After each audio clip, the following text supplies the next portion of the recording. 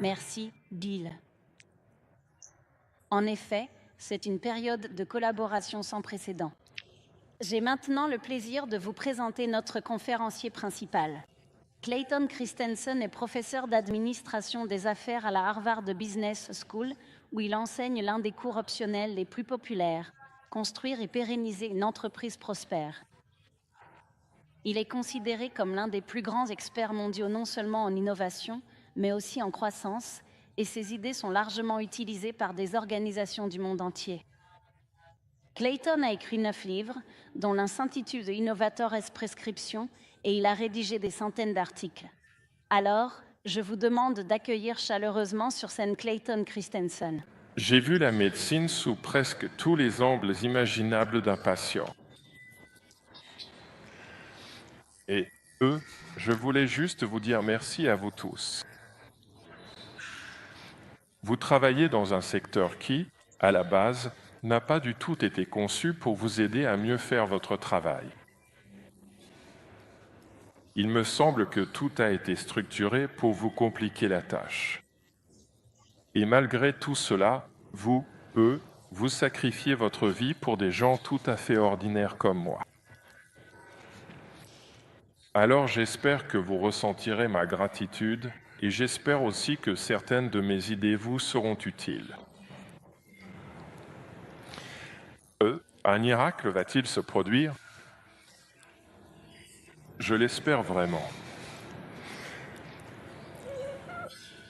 La première réflexion que j'aimerais partager concerne cette diapositive, à savoir que nous essayons tous d'améliorer la façon dont nous dispensons les soins de santé. Nous voulons une meilleure qualité, des coûts plus bas, et nous travaillons sur une multitude de choses pour y parvenir. J'ai décidé que si nous ne faisons pas ces deux choses fondamentales, presque tout le reste de nos efforts pour améliorer la qualité et réduire le coût des soins de santé sera vain. Il faut absolument les faire, et plus on s'y mettra tôt, plus on aura de succès sur d'autres points importants. Et j'en ai simplement listé quelques-uns ici. On n'aura probablement pas assez de temps pour passer en revue chacun d'eux. Et en plus de cela, il y a encore beaucoup d'autres choses que nous pouvons faire. Mais je veux d'abord me concentrer sur ces deux blocs bleus. Le fait d'adopter un bon modèle économique est la main visible du capitalisme managérial. C'est drôle, on parle tout le temps de modèles économiques, mais on ne se demande jamais vraiment qu'est-ce qu'un modèle économique. Et comment puis-je savoir ce qu'une organisation peut ou ne peut pas faire si je comprends ce qu'est le modèle économique? Un modèle économique s'organise autour de 4 blocs. Et le premier, c'est quelle est la proposition de valeur que nous allons offrir à nos clients? Si nous connaissons la proposition de valeur, alors nous savons de quel type de ressources nous avons besoin, quel type de personnes il nous faut, quelle technologie, quelle marque, quels équipements, quelles installations, etc. nous devons avoir à disposition pour pouvoir délivrer cette proposition de valeur. En utilisant nos ressources pour délivrer la proposition de valeur, des processus émergent et presque tous les processus émergent de cette façon. Par la suite, nous essayons de les gérer. Mais au début, les modes de collaboration qui nous permettent de combiner les ressources pour délivrer les processus sont des éléments très importants d'un business plan. Et enfin, la formule de profit. C'est-à-dire, de quelle marge avons-nous besoin? Et à quelle vitesse devons-nous faire tourner nos actifs pour obtenir le rendement exigé par nos investisseurs? C'est un élément très important du modèle économique. Et la formule de profit détermine donc essentiellement le type de proposition de valeur que nous pouvons ou ne pouvons pas faire. Et très rapidement, ces 4 blocs d'un modèle économique deviennent interdépendants et verrouillés. Et il devient très difficile d'innover quoi que ce soit une fois que tout est verrouillé de façon interdépendante, à moins de tout changer. Et cela signifie qu'un modèle économique a de véritables forces et faiblesses. L'enseignement le plus important que l'on tire de cela, c'est que si vous devez fondamentalement transformer une organisation dont le modèle économique est déjà en place, il est très difficile de le faire. Presque toujours, il faut créer une unité commerciale distincte qui puisse élaborer un nouveau modèle économique à partir de zéro, car les anciens modèles rencontrent de grandes difficultés à changer.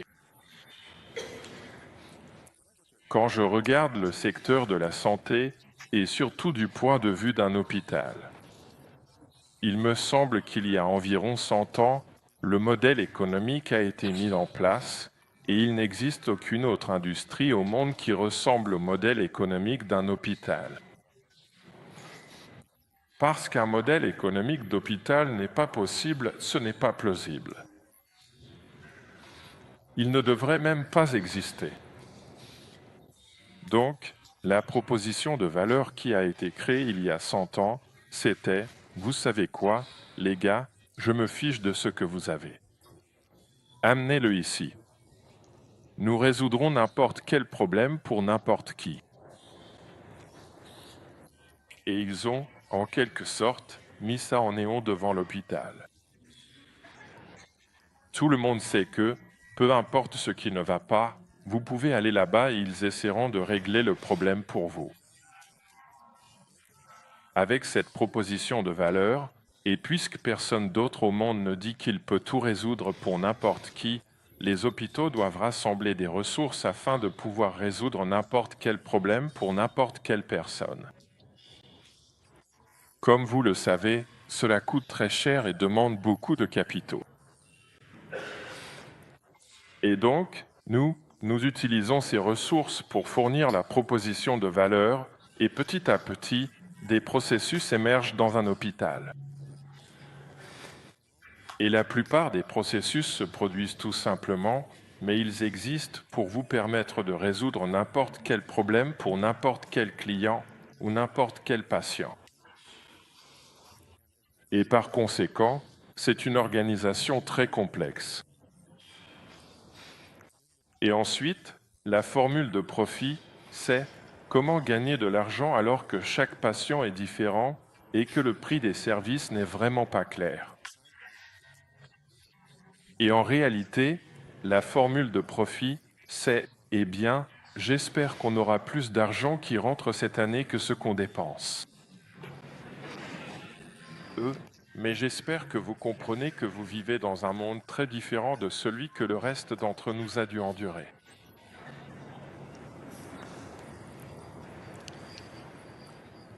Par analogie, dans mon cours, nous avons une étude de cas. Michigan Manufacturing fabrique des essieux pour voitures et camions et il y a 9 usines réparties dans le Midwest qui produisent ces essieux. Et l'une d'elles, située à Pontiac, dans le Michigan, était sur le point d'être fermée. La raison, c'est que c'était trop compliqué et trop coûteux. Et la façon dont ils réalisent leurs bénéfices, ou plutôt, la façon dont ils calculent leurs coûts dans ce secteur, c'est qu'ils répartissent les coûts en deux catégories, les frais généraux et les coûts directs, puis ils calculent le ratio du nombre de dollars de frais généraux nécessaires pour soutenir un dollar de coût fixe. Et la plus efficace des 9 usines se trouvait à Maysville, dans l'Ohio. Ce ratio était de 2,20 $ de frais généraux pour $1 de coût direct. Très efficace. À Pontiac, dans le Michigan, les frais généraux étaient de 6,20 $ par dollar de frais directs. Et quelque chose n'allait pas dans l'usine, mais quand on regardait à l'intérieur de l'usine, on ne s'apercevait pas qu'ils gaspillaient de l'argent en frais généraux. Et voilà à quoi cela ressemblait si vous entriez dans l'usine de Pontiac, dans le Michigan. Elle était organisée par type de produit ou par type de technologie intégrée dans les machines car regrouper les machines permettait d'optimiser leur utilisation et chaque machine coûtait plusieurs centaines de milliers de dollars. De plus, en les regroupant par technologie, cela permettait d'avoir les meilleurs opérateurs qui devaient être très qualifiés et ainsi on pouvait optimiser leur utilisation. Mais la principale raison d'organiser l'usine de cette façon, c'est qu'elle pouvait fabriquer n'importe quel essieu pour n'importe qui. Et la façon dont il procédait, c'est que les ingénieurs du client apportaient les plans de l'essieu et les remettaient à l'ingénieur de Pontiac, qui examinait le plan puis traçait un parcours pour la pièce à travers l'usine. Donc, dans cette illustration, on le coupe à la bonne longueur, puis on l'emmène aux machines de tournage, où l'on usine précisément le diamètre extérieur, puis on décide, on va l'emmener au département de taillage où on taille les engrenages dedans, et ça rend l'acier furieux, alors on va le laisser reposer dans un four de recuit, un four, jusqu'à ce qu'il reprenne le contrôle de ses émotions. Et ensuite, on va percer des trous dedans, puis le taraudage va faire les filetages, il faut ébavurer, puis il faut encore une visite au four de recuit, et ensuite on assemble le tout et on l'expédie. Et puis, quand le prochain CE, c'est le client apporte un autre design, il suffit de le faire passer par un autre chemin dans l'usine. Et c'est plutôt sympa parce qu'ils peuvent fabriquer n'importe quel design pour n'importe qui. Alors on a commencé à se demander pourquoi est-ce si cher. Et on a décidé d'aller à Maysville, dans l'Ohio, pour voir si ça ressemblait à ça. Et ça ne ressemblait pas du tout à ça. Ce qu'ils avaient fait 15 ans plus tôt, c'est qu'ils avaient pris les deux parcours à travers Pontiac qui avaient le plus gros volume, et ils avaient pris cette séquence de machines comme un serpent et soigneusement aligné cette séquence de machines en une longue ligne droite. Puis ils ont pris le deuxième design le plus, populaire, et ont pris cette séquence et ont mis cette structure comme un SP. Et ensuite, ils ont construit une usine autour de ça. Et ce qu'ils proposaient était très différent de ce qu'ils proposaient à Pontiac. Ces gars-là disaient, on peut fabriquer n'importe quel essieu pour n'importe qui. Amenez-le simplement ici. Et à Maysville, c'était, en fait, on ne fabrique rien pour personne, mais si vous avez un design que l'on peut réaliser en suivant l'une de ces deux séquences d'activité, alors là, on peut le faire à très faible coût et avec une très grande qualité. Et c'est pour ça qu'ils n'avaient besoin que de 2,2 $ de frais généraux par direct dans l'Ohio, alors que ceux de Pontiac avaient besoin de 6,2. Et ça nous a vraiment aidé à comprendre ce qui se passait. Maintenant, si je prenais ma gomme et que j'effaçais les noms de ces machines et que je vous demandais, ce schéma représente-t-il un hôpital ou une usine d'essieux? Qu'est-ce que vous répondriez? C'est exactement la même chose et la raison est exactement la même. Et c'est que cette usine, leur but est de fabriquer n'importe quoi pour n'importe qui, tout comme un hôpital général. Et à cause de cela, ils sont très coûteux et très gourmands en capital et en frais généraux vraiment intensifs. Et à mesure que nous essayons de faire au mieux avec nos hôpitaux, ils sont vraiment devenus, non seulement compliqués, mais carrément impossibles. Et il me semble que si on me demandait de devenir le PDG d'un hôpital, j'y réfléchirais à 2 fois. Devenir, responsable de quelque chose qui ne peut pas réussir. Et il y a une partie du problème avec cette complexité, c'est qu'il existe 3 modèles économiques fondamentalement différents dans le monde et nous essayons de faire coexister tous ces modèles qui sont fondamentalement incompatibles, au sein d'une même organisation. Donc le premier type de modèle économique qui existe dans un hôpital, on l'appelle les solution shops. Un solution shop est une entreprise qui identifie les problèmes et recommande des solutions. Il existe donc des cabinets de conseil comme McKinsey qui sont essentiellement des solution shops. Vous les payez une fortune et ils reviennent vers vous pour vous dire quels sont vos problèmes et comment les résoudre. Les activités de diagnostic et d'intuition dans les hôpitaux sont essentiellement des activités de type solution shop. Et dans un modèle solution shop, la seule façon de générer des revenus, c'est de facturer à l'acte.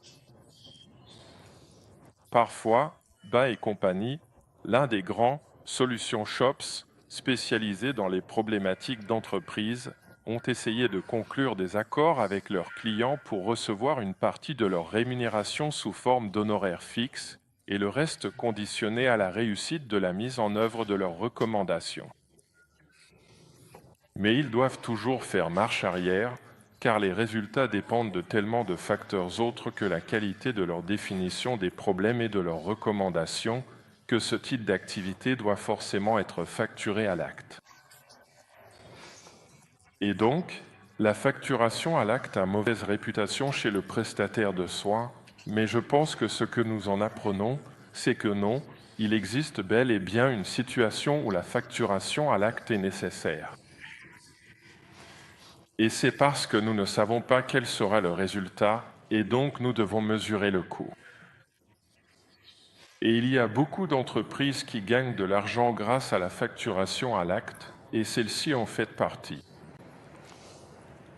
Pour illustrer à quoi pourrait ressembler un solution shop, un ami à moi, Dave Snow, qui jusqu'à récemment était le PDG de Medco, a souffert d'asthme toute sa vie.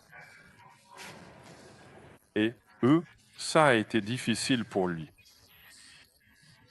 Il a vu des dizaines et des dizaines de spécialistes et, selon ses propres mots, chacun a ajouté, retiré ou multiplié le nombre de pilules qu'il prenait. À un moment donné, il dépensait plus de 1 000 $ par mois pour son asthme et rien ne fonctionnait. Puis il a lu un de nos premiers articles sur les solution shops et il s'est rendu compte peu après qu'il existait à Denver une organisation appelée le National Jewish Medical Center qui est organisée comme un solution shop pour les maladies pulmonaires et respiratoires. En d'autres termes, leur métier consiste à définir le problème et à recommander une solution. Et il s'avère que l'asthme n'est pas une maladie, comme vous le savez probablement. Ce sifflement est un symptôme.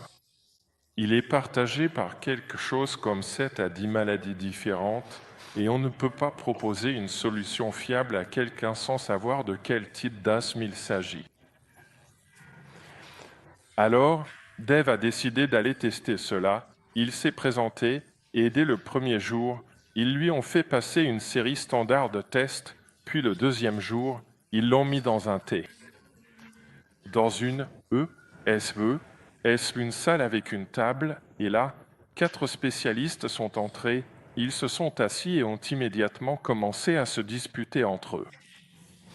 Sur ce que signifiaient vraiment les données, ils se sont posé des questions, ont examiné d'autres données, ont posé des questions à Dave, ont encore regardé des données, se sont encore disputés, et au bout d'environ 30 minutes, le chef du groupe s'est arrêté et a dit « Dave, je crois qu'on a trouvé. La raison pour laquelle tu n'as réagi à aucun de ces médicaments, c'est que tu n'as pas un de ces types d'asthme. Tu as ce type-là, et c'est ton jour de chance, il existe justement un médicament générique tout simple qui va régler le problème. » Des produits propriétaires, et c'était une belle aventure, mais maintenant que le marché évolue, la pauvre Apple, est vraiment en difficulté. Sur la partie gauche, la façon dont vous devez gérer une entreprise correspond à ce que nous appelons la main visible du capitalisme managérial, et sur la partie droite, c'est la main invisible du capitalisme d'Adam Smith. Donc, ceux d'entre vous qui sont des passionnés et qui ont lu un livre intitulé « La richesse des nations » d'Adam Smith en 1776, il avait cette vision du capitalisme en tête. Et dans cette vision, il y avait un prix clair pour chaque produit vendu sur un marché, et ce prix était juste. Et donc, si ici un secteur était en croissance et qu'un autre était en déclin dans l'industrie, la main invisible allouait le capital au secteur ou aux parties de l'industrie qui étaient en croissance et retirait le capital de ceux qui étaient en déclin. Et il a décrit le capitalisme comme un système très efficace et il est guidé par ce qu'il appelait la main invisible du capitalisme. Eh bien, avec le temps, nous avons réalisé qu'il existe certaines situations où la main invisible ne fonctionne pas. Et donc, si je veux faire affaire avec toi et que nous voulons traiter l'un avec l'autre à distance, il y a 3 conditions qui doivent être remplies pour que nous puissions commercer comme Adam Smith imaginait. Premièrement, je dois te dire exactement les spécifications que tu dois me fournir pour que cela fonctionne dans mon système. Donc, je dois être capable de spécifier ce que tu dois livrer. Deuxièmement, il doit y avoir un moyen pour moi de mesurer ce que je t'ai demandé de livrer. Et troisièmement, et c'est le plus important, il ne doit pas y avoir d'interdépendance imprévisible entre ta partie et la mienne, parce que si tu changes quelque chose, si tu fais quelque chose de différent et que je l'intègre dans mon système et que ça ne fonctionne pas, ça crée toutes sortes de problèmes. Et donc, si tu respectes ces 3 conditions, je peux spécifier, je peux mesurer, et il n'y a pas d'interdépendance imprévisible, nous pouvons interagir comme Adam Smith le décrivait, 2 entreprises différentes concentrées sur 2 choses différentes. Dans ce schéma, on appelle cela un système modulaire où il n'est pas nécessaire d'être intégré pour participer au jeu. Mais si tu es dans l'autre situation, où en fait je ne sais pas comment spécifier ce que je veux que tu fasses pour moi, ou si je ne peux pas mesurer ce que j'ai besoin que tu me livres, ou, mon Dieu, si tu changes quoi que ce soit dans ta façon de travailler, j'ai peur que ça change aussi ma façon de travailler, alors je ne peux pas traiter avec toi sur une base indépendante, à distance. Et à la place, tu dois faire ce qu'on appelle la main visible du capitalisme. 2 bons exemples de cela sont, par exemple, lorsqu'à Henry Ford a commencé à fabriquer sa modèle T, l'acier qu'il pouvait obtenir de Carnegie Steel était variable. Il poussait l'acier dans une matrice pour transformer une plaque plate d'acier en une aile de voiture, et de façon imprévisible, une partie de l'acier rebondissait de 2%. D'autres rebondissaient de 7%. Et donc, les dimensions de ces ailes de voiture variaient de 5%, et Carnegie n'arrivait pas à maîtriser ce problème, alors, Ford a dû construire sa propre aciérie, et en prenant le problème dans son ensemble, ils ont pu le résoudre. En tant qu'acteurs indépendants, ils n'y arrivaient pas.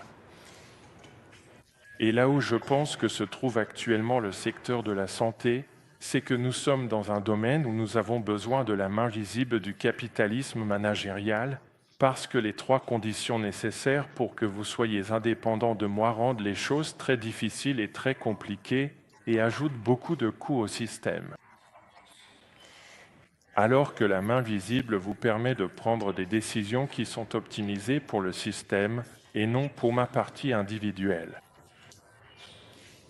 Laissez-moi vous donner quelques exemples de ce que nous entendons par la main visible.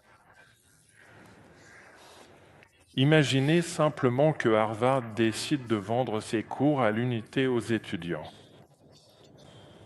D'accord, imaginez simplement que nous voulions faire cela.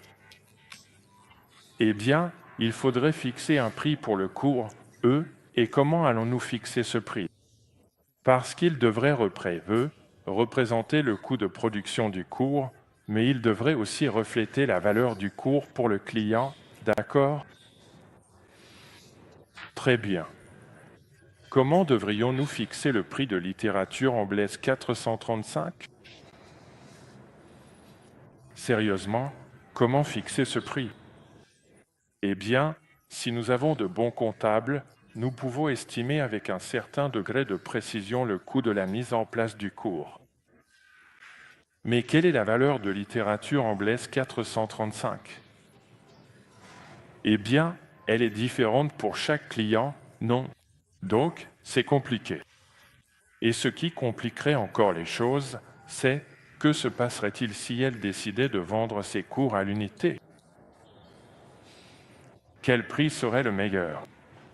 Eh bien, cela dépend de la valeur. Mais, quelle est la valeur? Eh bien, on ne peut pas la mesurer, tu sais. Et comment allons-nous fixer le prix de Chimie 311, bon sang? Parce que tout cela est réparti entre les laboratoires et tout le reste, alors ce que les universités ont fait, c'est, mesdames et messieurs, en fait, nous ne pouvons pas mettre un prix sur un cours. Parce que leur valeur dépend de tellement de choses, il y a des prérequis, des cours à suivre après, des matières communes, leur réputation, et Harvard, bien sûr, c'est mieux que Yale, mais est-ce que Yale est mieux que qui sait? Alors les universités disent, les gars, tant pis. Payez juste les frais de scolarité, on vous prend une somme chaque année, et puis si vous voulez vous saouler tous les jours et ne jamais aller en cours, c'est votre choix. Tu vois? Et si tu veux suivre 2 fois plus de cours, c'est ton choix. Mais comme ces conditions n'existent pas, il n'y a pas de prix que je puisse fixer, il y a tellement d'interdépendances, essayer de traiter avec l'université cours par cours serait juste horrible. Eh bien, comme vous pouvez le voir, l'avis de Clay, c'est que je suis, un médecin. Un patient arrive et je dis, mec, je pense qu'on devrait faire ce test. Mais mince, le coût de ce test est d'environ 4000 $. Peut-être qu'on devrait, peut-être qu'on ne devrait pas. Tu vois? Et à cause du remboursement, on doit avoir un prix pour chaque test, chaque procédure, chaque consultation, chaque utilisation de quoi que ce soit. Et ça rend le monde très coûteux parce qu'on essaie d'obtenir un remboursement, on doit donc fixer un prix. D'où viennent ces prix? Alors imaginez un peu, comment allons-nous fixer le prix de littérature anglaise 435? Dans un hôpital, comment définir le PR? Comment mettre un prix sur le coût d'un test? Eh bien, je pense que ce qu'ils font, c'est que quelque part à Silver Springs, dans un sous-sol, il y a une machine qui génère des nombres aléatoires. Et il y a toute une industrie qui s'est développée autour de la prise de ces nombres aléatoires et de la tentative de les faire refléter la réalité. Mais c'est un problème très compliqué, et si vous regardez sous la machine, il est écrit « fabriqué au Kremlin dans les années 1940 ». Et les communistes ont décidé que ce n'était pas une machine fiable. Et mais la raison à cela, c'est que nous avons un système de remboursement. Et surtout pour le modèle économique qui repose sur les processus, ce système est tout simplement faux. Et rendre un système fou plus efficace, ce n'est pas aussi productif que de le changer fondamentalement, et cela nécessite un capitalisme managérial, c'est-à-dire des personnes qui associent les bonnes choses aux bonnes choses. J'ai le sentiment que le remboursement en tant que modèle économique, devra disparaître, sauf pour les entreprises de type Solution Shop où c'est vraiment essentiel. Mais c'est pour ça que, Je dis que si nous ne résolvons pas ce problème, c'est que nous sommes organisés de la mauvaise manière. Nous essayons de proposer des soins de santé sous la main invisible de la concurrence parfaite, et ce n'est pas la bonne façon de s'organiser. Et donc, tout le reste que nous faisons va être difficile. Comment peut-on bouleverser le secteur de la santé? Eh bien, est-ce que je pense que les hôpitaux vont devenir bon marché? Je pourrais prier et jeûner tous les week-ends pour le reste de ma vie en espérant que les plus chers deviennent abordables. Et ça met ma foi à l'épreuve. Mais ce que je pense vraiment plausible, c'est qu'il faut introduire la technologie pour que les cliniques ambulatoires puissent commencer à faire ce que, historiquement, nous devions traiter à l'hôpital. Et ensuite, il faut intégrer la technologie dans les cliniques afin qu'elles puissent accomplir des tâches de plus en plus sophistiquées pour que nous ayons de moins en moins besoin de recourir à l'hôpital. Et puis, il faut amener la technologie dans les cabinets médicaux et les cliniques de proximité pour que l'on puisse y faire les choses les plus simples qu'aujourd'hui nous devons encore traiter en clinique. Mais il faut continuer à faire avancer la technologie pour que ces nouveaux lieux de soins puissent accomplir des tâches plus sophistiquées et finalement amener la technologie jusque chez les médecins ou chez les patients afin qu'ils puissent faire des choses qui, historiquement, étaient réservées aux spécialistes. Et ceux d'entre vous qui sont confrontés à la dialyse savent qu'il existe aujourd'hui des technologies qui permettent de le faire directement à la maison. Et en rendant cela abordable et accessible, tout le monde y gagne. Et de la même manière, plutôt que d'espérer que les spécialistes acceptent des baisses de salaire, j'ai dû amener la technologie aux médecins traitants afin qu'ils puissent commencer à faire les choses les plus simples, celles qu'aujourd'hui ils se sentent obligés d'adresser à un spécialiste. Mais il faut continuer à intégrer la technologie dans sa pratique pour qu'elle puisse faire des choses plus sophistiquées, et de la même façon, les infirmières praticiennes et les pharmaciens, afin qu'ils puissent eux aussi accomplir des tâches plus complexes, tout comme les prestataires de soins familiaux qui pourront ainsi réaliser des actes plus avancés. Donc, s'il y a une chose que je veux que vous reteniez de cette présentation, ce serait 3 points. Premièrement, nous devons fondamentalement résoudre le problème selon lequel différents modèles économiques sont nécessaires pour différentes propositions de valeur pour le client et qu'une offre unique, qui ne convient à personne et prétend tout faire pour tout le monde dans chaque établissement, nous pose des problèmes. Voilà pour le premier point. Le deuxième point, c'est que nous avons besoin de gestion, car le marché ne peut pas gérer les interdépendances entre tous les prestataires. Et enfin, le troisième point, c'est que nous devons bouleverser l'industrie, et donc nous devons introduire la technologie afin que des soignants moins coûteux et des lieux de soins moins onéreux puissent accomplir des tâches plus sophistiquées. C'est ce mécanisme qui nous permettra de rendre les soins de santé abordables et accessibles.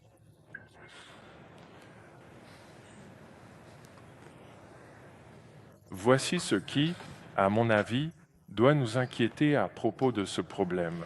Je pense qu'environ 90% des Américains sont pris en charge par des entreprises qui fonctionnent comme le décrivait Adam Smith, c'est-à-dire des prestataires indépendants qui gèrent leur propre partie du système. Il y a donc des hôpitaux, des cliniques, des cabinets de médecins indépendants, il y a le Minute Clinic, il y a des assureurs qui couvrent tout ça, et chacun gère sa propre partie du système, mais ce n'est pas le bon système pour la majorité des soins de santé. La façon dont ces acteurs fonctionnent, leurs incitations, c'est que si je travaille dans un hôpital du groupe Partners, j'ai intérêt à racheter tous ces autres acteurs pour essayer d'attirer leur volume vers l'hôpital, parce que j'ai besoin de garder mes lits occupés. Et j'ai l'impression que ce que j'appellerais le capitalisme individuel ou le capitalisme à la Adam Smith est organisé pour maintenir l'ancien système sur son trône pendant très longtemps. L'autre système, que je vais qualifier de capitalisme géré ou de main visible, regroupe des prestataires de soins de santé comme Intermuntin, certains de Gésinger et Kaiser Permanente, où ils ont intégré le système de remboursement en interne essentiellement, tout comme les universités qui perçoivent les frais de scolarité de leurs étudiants, ils gèrent eux-mêmes les paiements et les flux financiers de manière autonome. Voici un coût fixe, et l'avantage de ce type de système, c'est qu'ils gagnent de l'argent en gardant les gens en bonne santé, contrairement à l'autre système où ils gagnent de l'argent quand les gens tombent malades. Et c'est une des raisons pour lesquelles il est très important pour nous de nous attaquer à ce problème. Si nous ne changeons pas fondamentalement ce modèle pour que les soins commencent à être fournis par ceux qui gagnent de l'argent en gardant les gens en bonne santé, eh bien, nous continuons simplement à tourner en rond avec nos problèmes. C'est ce que j'essaie d'illustrer sur le côté droit, où le capitalisme managérial cherche à orienter la prestation des soins vers des soignants capables de fournir la bonne quantité de soins. Donc, voilà où nous en sommes. Je suis content que ce soit vous qui soyez à vos postes et pas moi. Si jamais vous trouvez cela trop difficile, je vous recommande de démissionner et de venir à Harvard pour devenir professeur comme moi, parce que dans ma position, tout ce que j'ai à faire, c'est parler, et c'est vous qui devez agir, ce qui est, pour moi, une belle profession. Mais je crois vraiment que si l'on remonte dans l'histoire de pratiquement toutes les industries, elles ont toutes traversé cette transition d'une manière ou d'une autre. Elles ont commencé avec des produits compliqués et coûteux, accessibles uniquement aux riches, puis elles ont connu ce genre de transition que nous appelons la disruption, et aujourd'hui elles proposent des produits et des services bien plus abordables et accessibles, permettant à beaucoup plus de gens d'avoir accès au meilleur. Et je crois que cela arrivera aussi dans le domaine de la santé. Le fait de rendre les soins de santé abordables et accessibles aura pour conséquence que beaucoup plus de personnes en bénéficieront. Et vous pourriez voir ces évolutions comme une menace. En réalité, c'est une formidable opportunité pour nous tous. Mais pour en profiter, il faut comprendre que le modèle économique doit évoluer, que le mode de remboursement doit changer, à l'exception des solutions shops. Nous avons besoin des solutions shops parce qu'il faut définir le problème et ainsi de suite. Nous avons donc interviewé un médecin de notre région, Gordon Williams, qui est professeur titulaire à la Harvard Medical School et qui est vraiment devenu une référence mondiale en endocrinologie et en hypertension. Nous avons étudié et interviewé ce médecin pour comprendre comment il avait accompli un travail aussi remarquable dans son domaine. Et il a dit, le problème avec la recherche médicale, c'est qu'ils sont obsédés par les données et ils pensent que si leur étude porte sur un N de 2, 20 000 patients, c'est un meilleur résultat que si vous en avez 2000 et ainsi de suite. Parce que les P sont meilleurs, les R carrés sont meilleurs, etc. Il a dit, mais au final, ils ne peuvent que nous montrer ce qui est corrélé à quoi. Et il a dit, je pense que toutes mes recherches ont été faites avec un N de 1, et la raison, c'est que ces gars-là étudient les symptômes. Moi, je veux comprendre la maladie.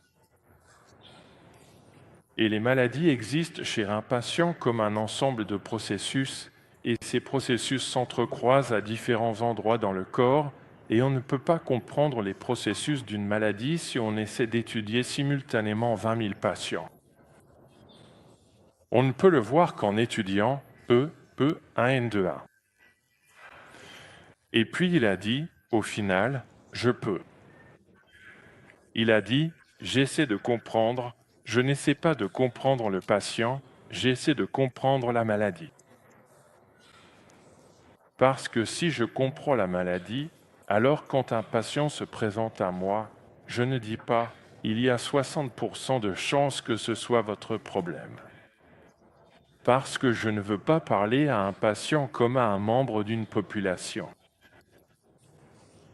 Quand le patient vient, je veux pouvoir dire « vous avez cette maladie » ou « vous n'avez pas cette maladie, vous avez celle-ci ». Parce que si je peux définir leur maladie et non leurs symptômes, je peux leur apporter des soins de manière prévisible, leur fournir des soins de façon prévisible.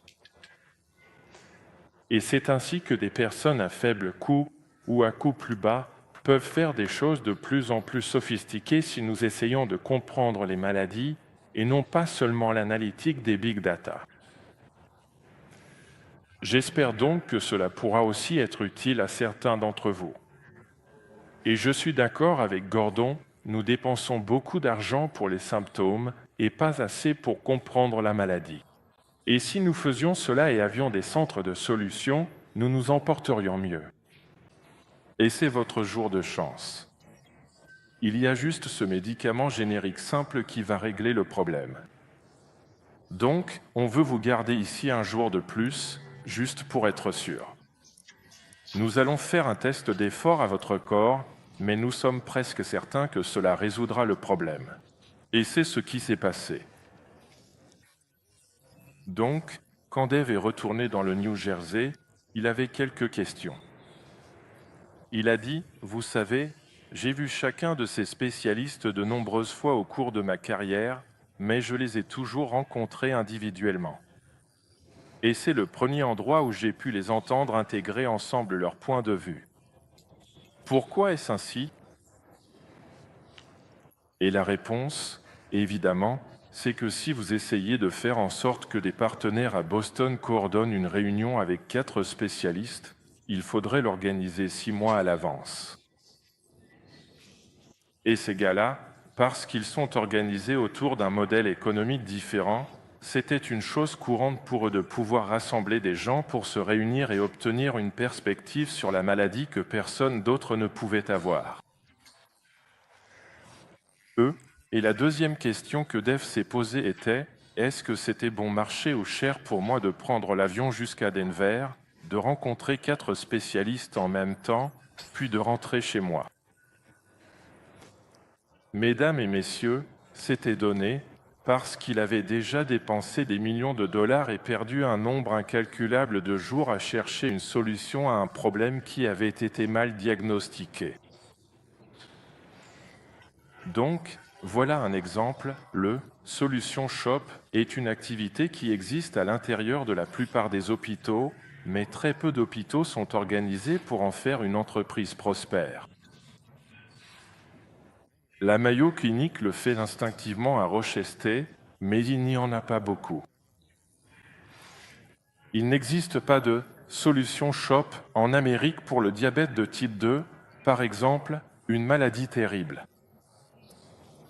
Le type 2 n'est pas une maladie, c'est un symptôme, et il existe quelque part entre 12 et 22 maladies différentes qui partagent le même symptôme, à savoir un taux de glucose élevé. Mais il n'existe aucun endroit où l'on peut aller pour savoir de quel type de diabète de type 2 on souffre. Et donc, la plupart des personnes atteintes de type 2 prennent des médicaments qui ne sont pas adaptés à leur maladie. Maintenant, le deuxième type de modèle d'affaires dans un hôpital, que nous appelons une entreprise de processus, est une entreprise où l'on prend des choses incomplètes ou cassées, on leur fait subir des transformations, puis on les expédie à l'autre bout. La plupart de la fabrication, bien sûr, se fait dans un contexte d'entreprise de processus, mais l'éducation est aussi une entreprise de processus. Chaque année, à la Harvard Business School, nous accueillons 900 personnes très complètes et quelque peu cassées. Et nous leur faisons subir des transformations chaque jour pendant 2 ans, puis nous les expédions, perfectionnés, à Wall Street. Et on peut prédire à l'avance combien cela va coûter, donc nous pouvons leur demander de payer pour le résultat et non pour l'apport. C'est pourquoi le paiement à l'acte pose tant de problèmes lorsque nous essayons de gagner de l'argent dans une entreprise de processus de la même manière que dans une entreprise de type Solution Shop, alors qu'il s'agit fondamentalement de deux modèles d'affaires différents. Et vous voyez les entreprises de type solution shop ou de processus émerger presque inévitablement, on ne peut pas les empêcher d'apparaître. Donc, dans la région de Boston, il y a un centre orthopédique appelé le New England Baptist Hospital, et en gros, ils ont arrêté de prendre des patients pour autre chose que l'orthopédie. Et parce que c'est là-dessus qu'ils se concentrent, ils sont vraiment efficaces, comme à Maysville, dans l'Ohio. Le coût de l'opération est similaire, mais les frais généraux sont bien moindres. Ainsi, à Boston, au New England Baptist, vous pouvez le faire à un coût environ 45% inférieur à celui du Mass General Hospital à cause des frais généraux. Pour ceux d'entre vous que ça intéresse, au nord de Toronto, il y a l'hôpital Schuldis. Là-bas, ils ne font que des opérations de hernie et ils peuvent les réaliser à un coût 60% inférieur pour la réparation des hernies. Et en fait, c'est un peu comme un club de golf. C'est un endroit agréable où aller. Et puis, le troisième type, on l'appelle un réseau facilité, et il s'agit principalement d'entreprises où les gens interagissent entre eux, et ceux qui orchestrent le réseau, ce sont eux qui gagnent de l'argent. Il faut payer des frais d'adhésion. Donc, les télécoms sont un réseau facilité, et la plupart d'entre nous commencent à se rendre compte que la prise en charge des maladies chroniques, comme des lives pour le diabète de type 1 ou Crohn.org, ce sont des organisations où les patients s'enseignent et prennent soin les uns des autres et s'apprennent mutuellement à gérer leur maladie. Et en fait, c'est un meilleur modèle économique pour les maladies chroniques que les hôpitaux ou les cabinets médicaux. Alors, si on vous propose de devenir PDG d'un hôpital, réfléchissez de cette façon.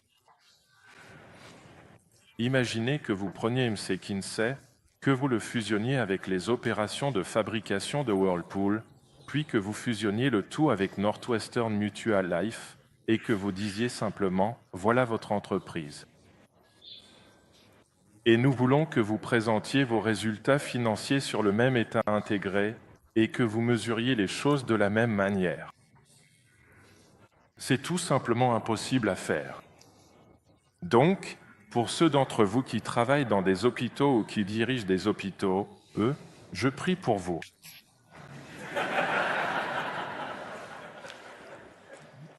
Maintenant, une façon de résoudre ce problème, bien sûr, serait de créer 3 hôpitaux, pas un seul. Et il nous faut probablement quelques établissements intégrés où les cas vraiment compliqués peuvent être pris en charge. Mais pour la plupart d'entre nous, on pourrait recevoir des soins à un coût bien inférieur. Maintenant, je veux passer au deuxième des grands blocs que j'appelle, la gestion des soins de la gestion des soins.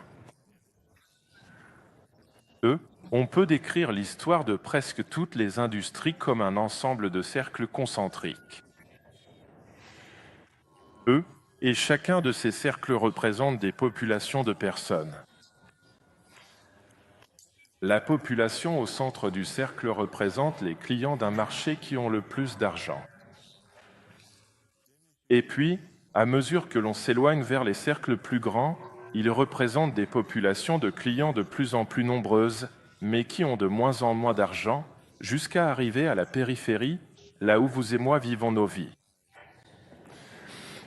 Et presque toujours, les industries commencent au centre parce que les premiers produits et services sont tellement coûteux que seuls les riches y ont accès.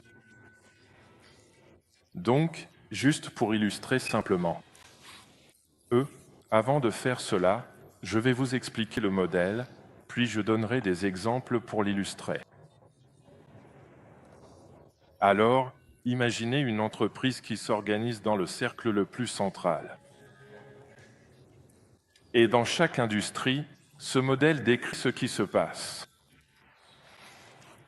Dans chaque marché, il existe une trajectoire d'amélioration que les fournisseurs proposent à leurs clients.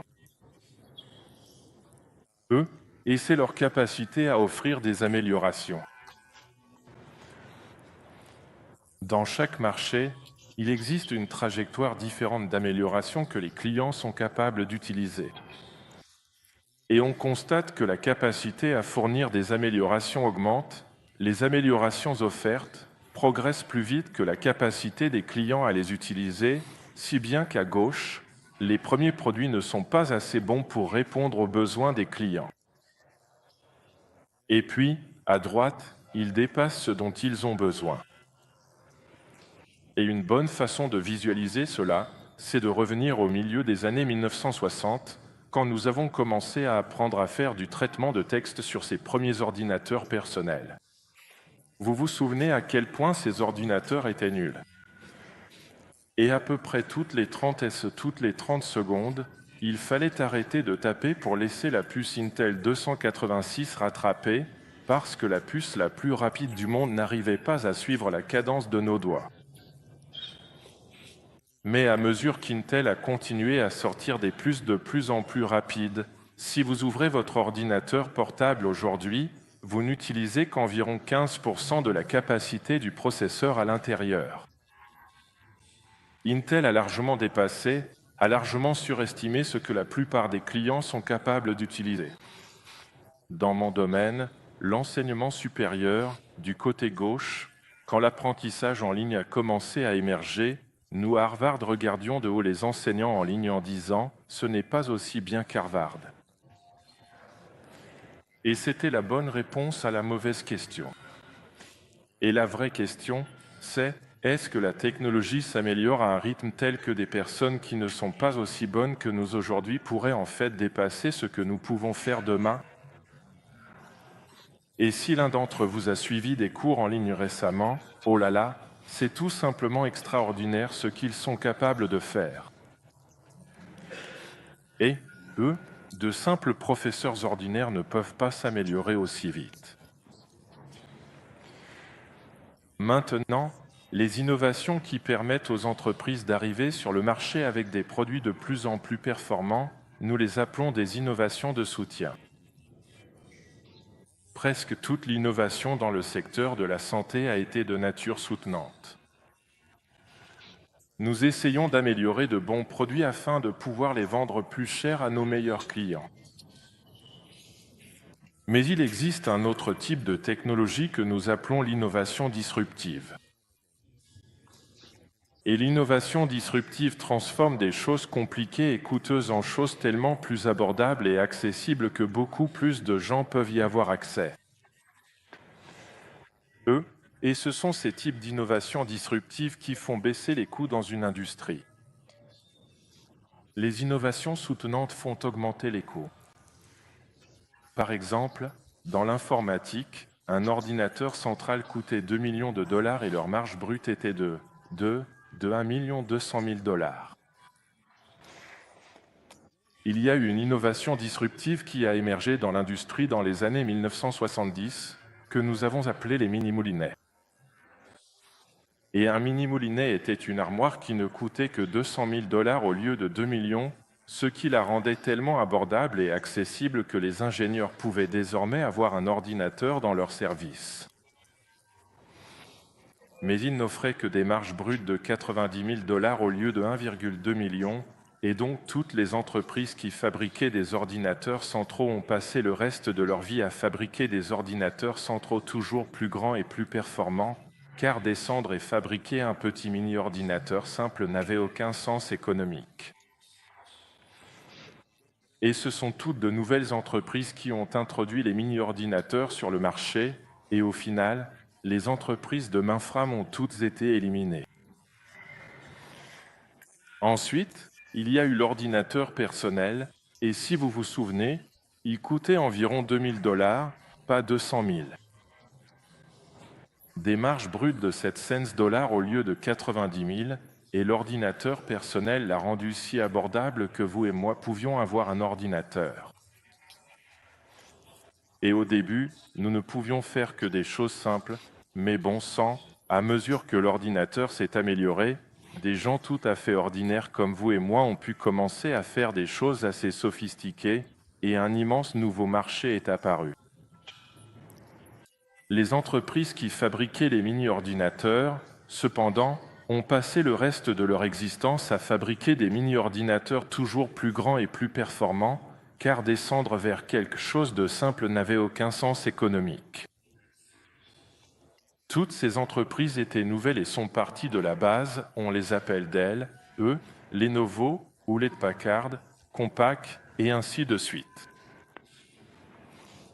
Et puis la vague suivante a été celle du smartphone, qui coûte 2 cents au lieu de 2000, avec très peu de marge dessus, mais une toute nouvelle population de personnes possède désormais des ordinateurs et les utilise, et oh là là, ils s'améliorent à une vitesse incroyable, si bien qu'aujourd'hui, beaucoup de gens n'achètent plus d'ordinateurs personnels parce que le smartphone peut faire presque tout ce qu'ils essaient de faire. Et comme cela s'est produit par le passé, les entreprises qui étaient les leaders dans les ordinateurs personnels ne fabriquent pas de smartphones. Donc Hewlett-Packard, ils ne sont pas là, Dell n'est pas là, Lenovo n'est pas là, mais ce sont toutes de nouvelles entreprises. Donc la règle, c'est que dans les innovations de maintien, les leaders du secteur gagnent toujours, et quand il y a une rupture qui rend les choses abordables et accessibles, ce sont les nouveaux entrants qui l'emportent. Alors, pourquoi est-ce que cela vous intéresse, ou pourquoi devriez-vous vous y intéresser? Où se trouve la minute clinique sur ce graphique? Ils rendent cela abordable et accessible, de sorte qu'une plus grande partie de la population, pour qui les soins de santé sont une proposition très coûteuse, puisse y avoir accès en rendant cela abordable et accessible.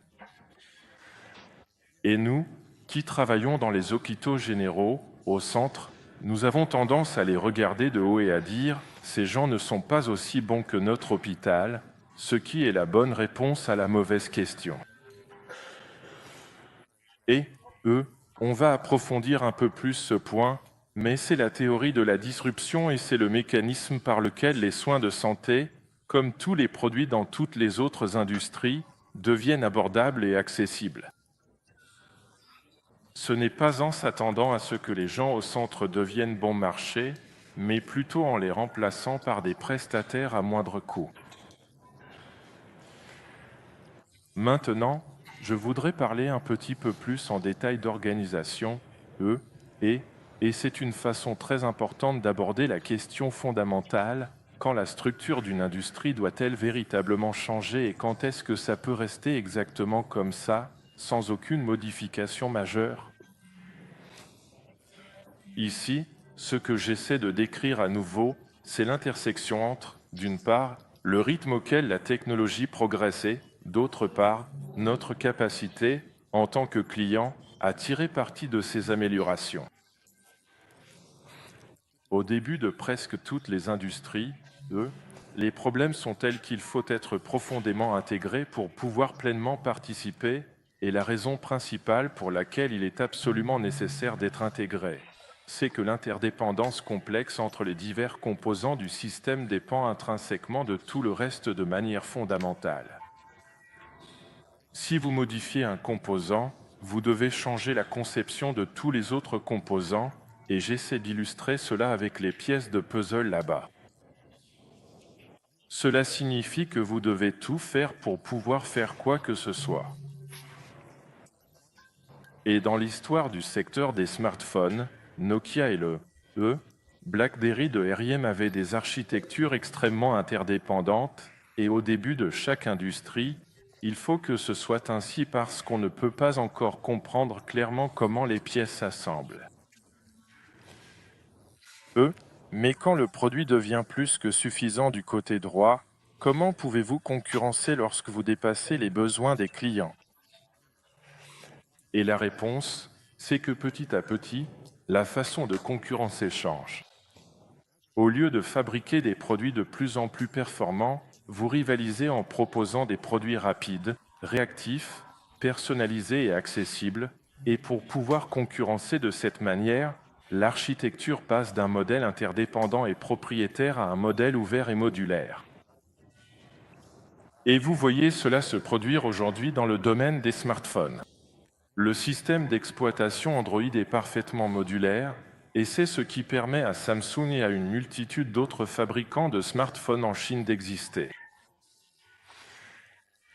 Et la technologie est suffisamment performante pour que vous puissiez désormais décider, dicter comment les différentes pièces s'assemblent, et, cela vous permet de fabriquer des produits à des coûts bien plus bas. Donc la réalité, c'est que la stratégie, dépend de l'endroit où vous vous situez. Et Apple et les téléphones IP et les iPhones d'Apple étaient des produits propriétaires, et c'était.